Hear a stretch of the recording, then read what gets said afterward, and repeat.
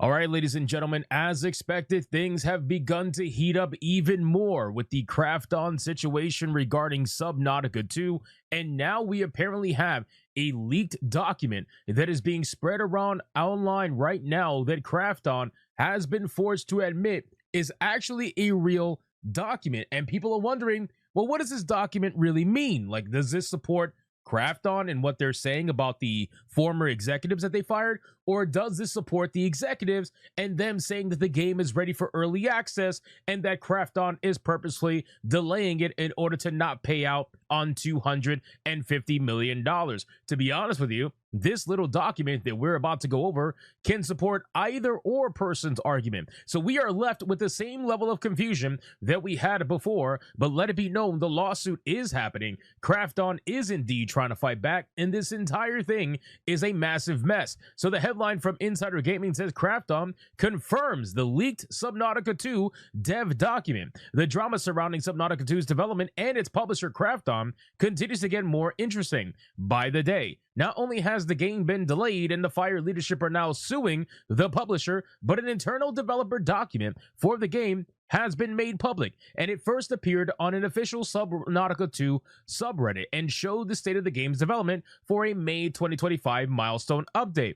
After the document continued to make the rounds, Krafton sent out a media release to address its legitimacy, and as it turns out, the document is real. So now that we know that it's been confirmed by Krafton that the document is real, now we can go over the document itself and see exactly what we're looking at. So these are two screenshots that were clearly taken from someone's computer over at Outer World, or whatever that studio's name is. Regardless, we are looking at a real document taken from someone from inside the company itself. So there are people that are aware of the drama inside the company, and they are doing what they can to try to fight against whichever narrative. I don't know which side this is supposed to prove, but we're going to take a look at it. So the first document here says the Subnautica 2 milestone review in May of 2025, final recommendation. And the final recommendation is to propose to launch with an MVP level build that allowed players to experience the core loop of survival, gathering, crafting, exploration, etc. at a high level of quality.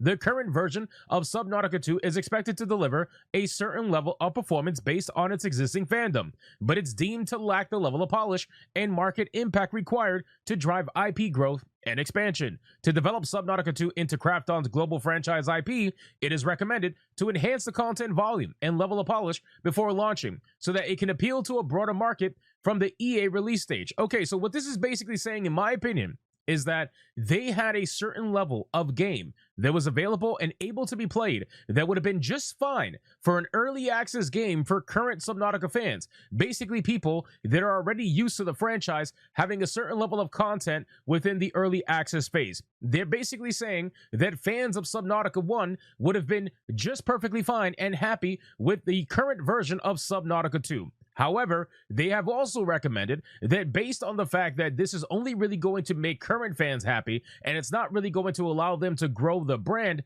outside of current fans, they recommended that there be a 30% increase in growth in terms of content that is within the game to try to make it something that can drive IP growth and expansion past the initial Subnautica franchise fan. And it specifically states that in order to develop Subnautica 2 into a global franchise, they recommended to enhance the content volume and level of polish before launching the game so that it can appeal to a broader market past the EA release stage, the early access release stage. So let's look at the summary. If you look at the summary, it says over here on the left, as is right now, while the game includes a variety of content, it currently lacks the freshness and volume expected of a sequel. In addition, it falls short of meeting the high expectations of the OWSC and the Asian market. Biomes, intro, deep start, first region, creatures, 12 creatures, 2 leviathans, equipment, 20 tools and equipment, 2 adaptation systems, 2 submersibles, spec, survival, default, creative mode, single player, co-op mode, cross progression, and narrative, only 1 chapter. That is what was available right now at the time of the game being reviewed in May of 2025. So if it was released in early access, this is what you would have gotten. However, what they are recommending is the following: to be a content volume increase of over 30% compared to version 1.0 is expected, along with launch level gameplay polish. The build should allow players to experience the core loop with a high level of completeness. And if you look, it says to add a second completed region. It says to add 8 more creatures and 2 more leviathans.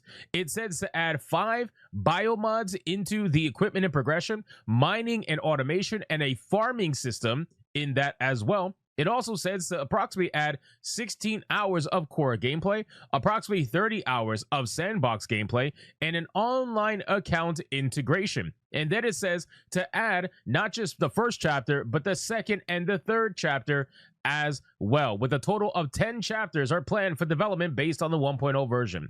Now, this is just the first page. We're going to go over to the second page. Now, this is interesting because, again, you can say, I think people are more going to likely side with Krafton in this situation with the first page, because it basically proves what they were saying, that the game, in their opinion, was not ready for early access and it needed to be more polished or more content or more whatever. And the developers are like, no, the game was ready for early access and we could have developed the game throughout early access, you know, which, to be fair, that is what early access is for.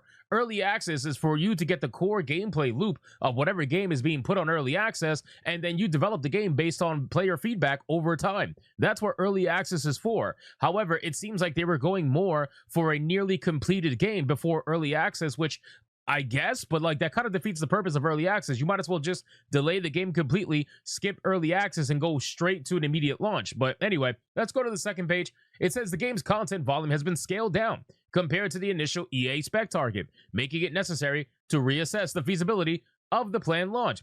Due to an overall shift in direction during the development period, developer efforts appear to have been concentrated on a smaller set of content. As a result, the scope and volume of content have been reduced or modified from the original plan, indicating the need to reassess the release timeline and roadmap. So they are basically using this to prove that Krafton is doing what the recommendation was for the game, which was to reassess the release timeline and reassess the roadmap overall to see what they can do. If you look here, it says changes in target early access 1 launch specifications from 23 to 25. In 23, the biome said Coral Gardens 3 main POIs, Void Zone, Kelp Forest, and Vep Hives. Then in 24, it says Coral Gardens shot up to 4 main POIs, with Sparse Plains, which was formerly the Void Zone, and Kelp Forest with 3 main POIs. Now in 25, Coral Gardens is going to have 7 main POIs and just the Sparse Plains and no Kelp Forest. So you could see the change from 23 to 25 with the early access 1 target content release. If you look at characters and progression, it says 2 types of Leviathans, 20 plus creatures, character selections, 4 characters with light customization, 20 types of biomods, and an ecosystem restoration system. The same exact thing was there in 24, but now in 25, it's only 1 type of Leviathan plus 2 in the content preview phase, only 12 types of creatures, character selection for 4 characters, 2 types of adaptations, 2 types of gen modifications, and blight. So they changed a lot for that 2025 early access release. So you can clearly see that the game had its differences, right? You can clearly see that they initially started off with a much larger scope, and then they kind of scaled down due to whatever constraints might have been happening with the team. Perhaps they didn't get right to what they were supposed to be doing, and they just fell behind. Who really knows? But I gotta be honest with you, this is leading evidence towards Krafton. And I would even dare to say that chances are Krafton themselves was the one who leaked it to try to pretend like it's just some random person leaking all this information. If you look at these screenshots, you can clearly see that they were taken from someone's phone pointing at a computer, because you could see the lines, the wave lines in the actual screen itself. So very interesting stuff that's going on with this particular game. But here's where we stand. We stand with Krafton, or someone releasing this particular sheet, proving that Krafton had every right, at least to them anyway, to delay the game. The developers who are suing Krafton are saying that they should not have delayed the game and that they only wanted to delay the game for money. And here you have Krafton proving that that may not have been the case. So now at this point, you guys will make up your minds as to who you believe. But here's what we do know. The lawsuit is still happening. If it gets anywhere, it'll get to discovery. And at this point, that's where all the truths are going to come out. But I really don't know what else can really come out from this game at this point. But last time I said that, 3 more things happened. So we really don't know. But you guys let me know in the comments down below. What do you think is going to happen with this game? Do you think the game is going to suffer because of this? Or do you think the game is going to be better because of this? Whatever you may think, leave it in the comments down below. And if you enjoyed this video, consider hitting that like button, hit that subscribe, and I'll see you guys on the next one.